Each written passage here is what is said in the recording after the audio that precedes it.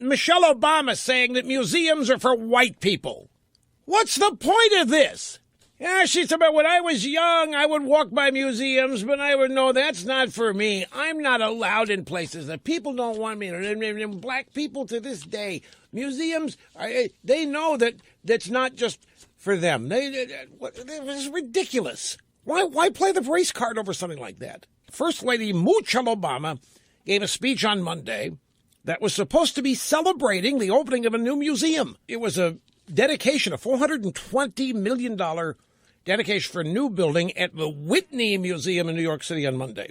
And a whole bunch of Democrat luminaries were there. Bill de Blasio, the mayor, the architect Renzo Piano, and Michelle Obama. And instead of just congratulating the staff and praising the museum or whatever you do at a museum opening, she decided to lecture everybody about diversity. Everything has to be about race with these people. We were supposed to be post-racial with the election of Obama.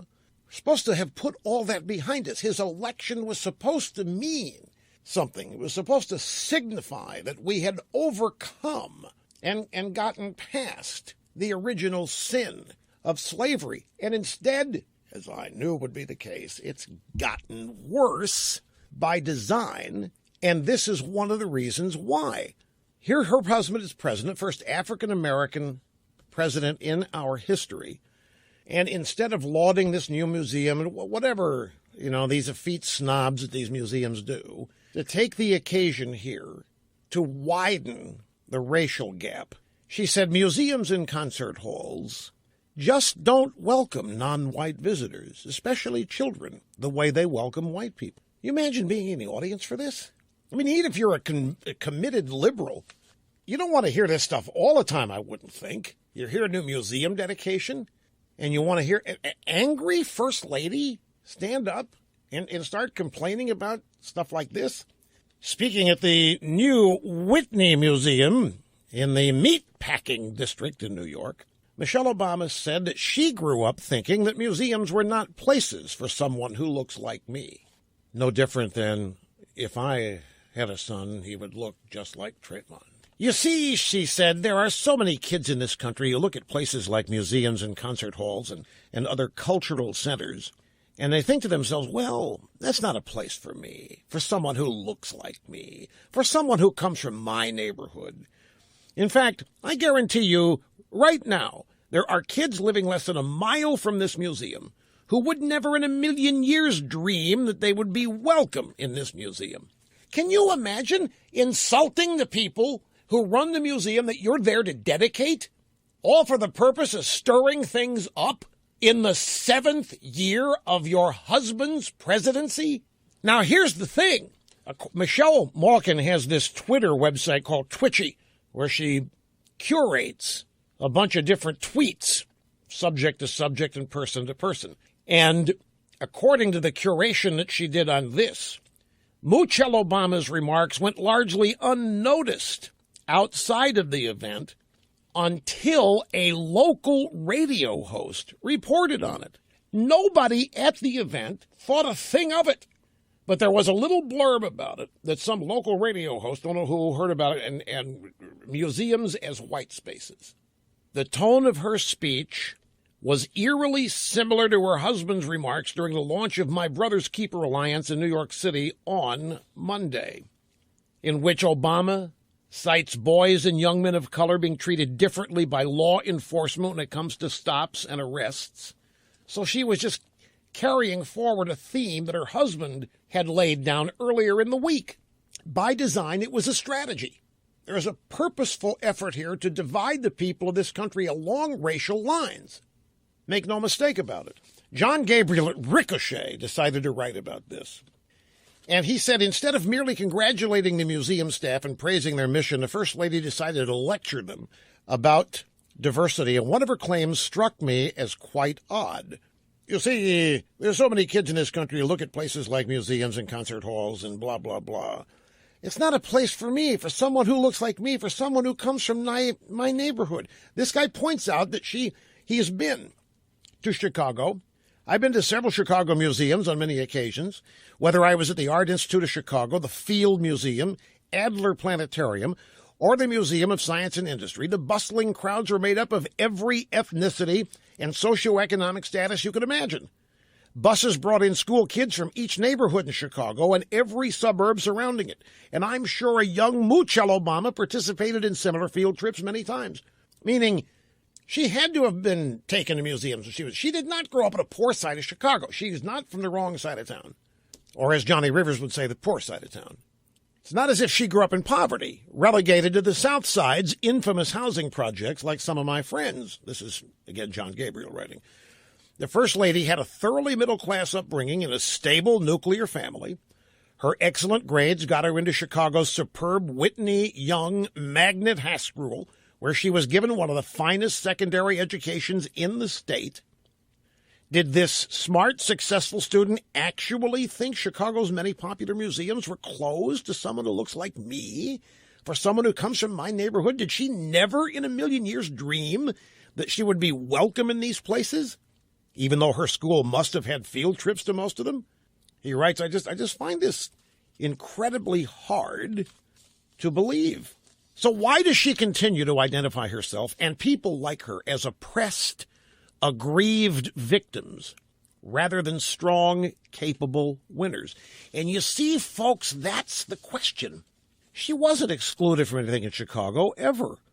Why do, of all people, the president and the first lady, historical by any stretch, pinnacle of achievement, talk about overcoming what some would say are impossible odds, why continue to run around angry and with a chip on your shoulder as though you are an aggrieved victim of something when you clearly are not? And why not instead take the occasion of your achievement and your accomplishment and motivate and inspire? If you remember my first nationally televised speech to the nation, remember that snurdly at CPAC? I chided Obama for this back in, this would have been 2009, February 2009. He'd just been immaculated. And I praised his oratorical skills, if the prompter's written right. And I said he's got so much potential. He could be so inspirational and so uplifting if he chose to. But no, it was true then and it's true now. I mean, it'd be one thing if they let somebody incarcerated out of jail to go help open a museum and started talking about being a victim and this and that, and I can't believe they let me out of jail to come to this museum. But she's the First Lady of the United States. Why not take the occasion of all this to inspire all these people? You ever stop to think maybe a museum and thing like that is not in their cultural upbringing, and maybe it should be?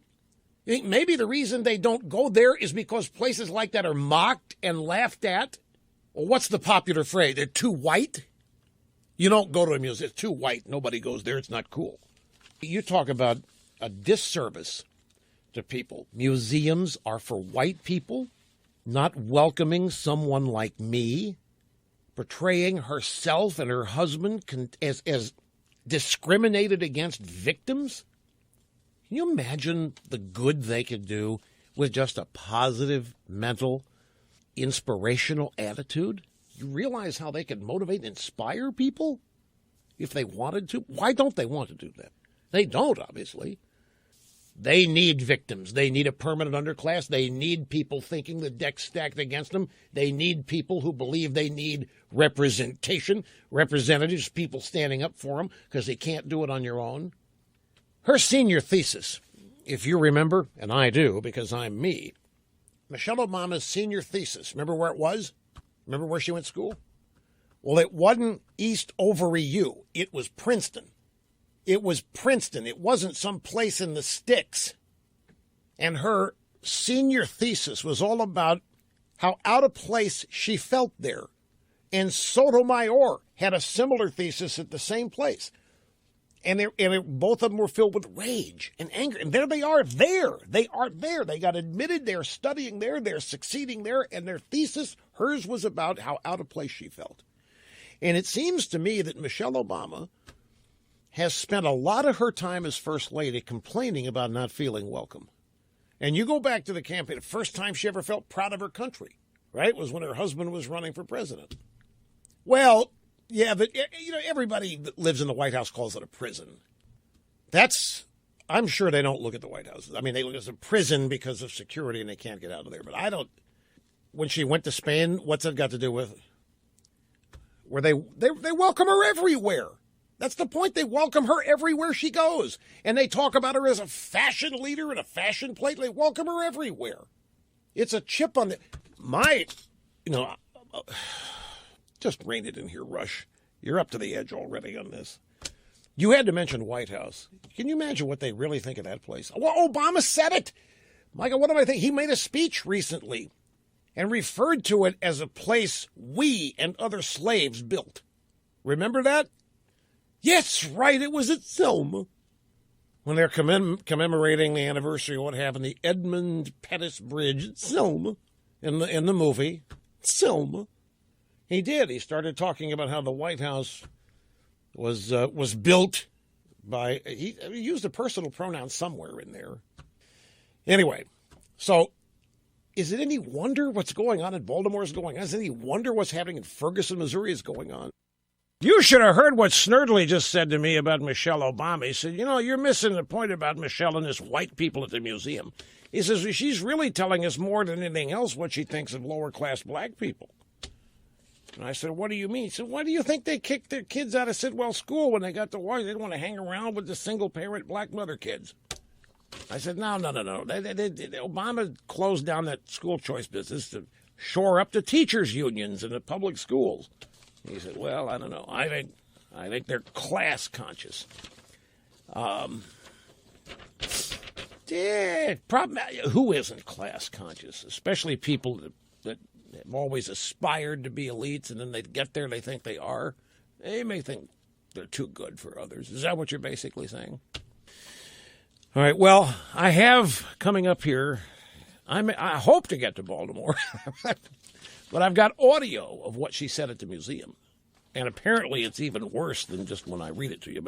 Okay, here is Michelle Obama. This is on April 30th is when this happened. In New York at the dedication of the Whitney Museum of American Art in the Meatpacking District of Manhattan. You see, there are so many kids in this country who look at places like museums and concert halls and other cultural centers, and they think to themselves, well, that's not a place for me, for someone who looks like me, for someone who comes from my neighborhood. In fact, I guarantee you that right now there are kids living less than a mile from here who would never in a million years dream that they would be welcome in this museum. And growing up on the south side of Chicago, I was one of those kids myself. So I know the feeling of not belonging in a place like this. And today, as First Lady, I know how that feeling limits the horizons of far too many of our young people. Yeah, and what are you doing to lift them? What are you doing to expand them? This is incredible. How race-obsessed do you have to be to turn even a museum opening into a race thing? And as our previous blogger, John Gabriel, suggests, she's probably been to a museum as a kid in Chicago. She didn't grow up on the poor side of town. Johnny Rivers, 1968. But listen to this. She's dedicating a museum. A new wing or a new building somewhere that some rich guy probably paid